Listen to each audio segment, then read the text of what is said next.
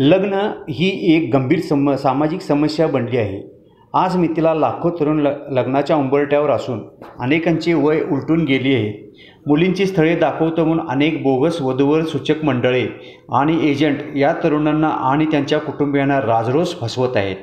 फसवणूक होऊनही इज्जतीचा पंचनामा नको म्हणून पीडित कुटुंबीय गप्प राहत असल्याने या एजंटांचे प्रस्थ मात्र वाढत चालले आहे.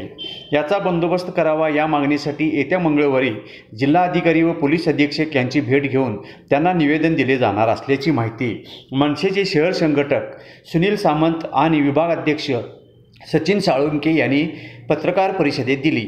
याचबरोबर महाराष्ट्र शासनाने ही दखल घेऊन अधिकृत काम करण्यास नोंदणी करणाऱ्यास परवानगी द्यावी अशी मागणी केली जाणार असल्याचे यावेळी सांगण्यात आले. आज लग्नासाठी मुली मिळेनाशा झाल्या आहेत.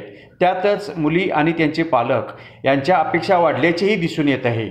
याच भावनिक मानसिकतेचा फायदा घेत ही तोते या बोगस लुटारू वधूवर सूचक टोळी सोकावली आहे. अशा फसव्या लुटारू टोळींच्या मुसक्या आवळल्या जाव्यात व अशा प्रकारांना कायमचा बंदोबस्त करण्यासाठी मनसेने एल्गार पुकारला आहे असेही यावेळी सांगण्यात आले. यात पालकांनीही पुढे यावे असे आवाहन करण्यात आले. मनसे शहर संघटक कोल्हापूर.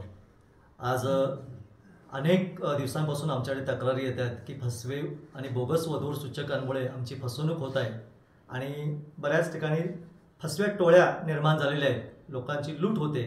या विरोधामध्ये कोल्हापूरच्या आणि महाराष्ट्रातल्या वधूवर पालकांना जागृत करण्याच्या हेतूनं आणि त्यांना त्यांच्या पाठीशी आम्ही आहोत यासाठी आम्ही मनसेच्या वतीने एक मोहीम हाती घेतलेली आहे. ती मोहिमेचा भाग म्हणजे महाराष्ट्रातील सर्व जिल्हाधिकारी आणि पोलीस अधीक्षकांना आपण निवेदन पाठवणार आहोत या विषयाला जाग आणण्यासाठी. त्याचप्रमाणे जे पालक आहेत ते फसत आहेत त्यांना आवाहन करणार आहोत की त्यांनी महाराष्ट्र नवनिर्माण सेनेशी संपर्क साधावा. कोल्हापुरातील महाराष्ट्र नवनिर्माण सेनेशी आपल्या संपर्क साधावा आणि आपल्या तक्रारी आपण द्याव्यात.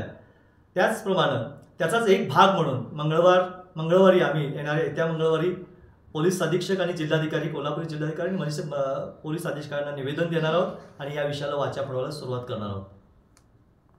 दिशा सुहास मांडवकर. आता जसं सरांनी सांगितलं त्याप्रमाणे जर कोणाची खरंच फसवणूक झाली असेल तर त्यांनी न घाबरता प्रत्यक्ष आपल्याकडे येऊन तक्रार करावी. नक्कीच त्यांना जे काही सहकार्य हवं असेल ते आपल्यामार्फत नक्की केलं जाईल. थँक्यू.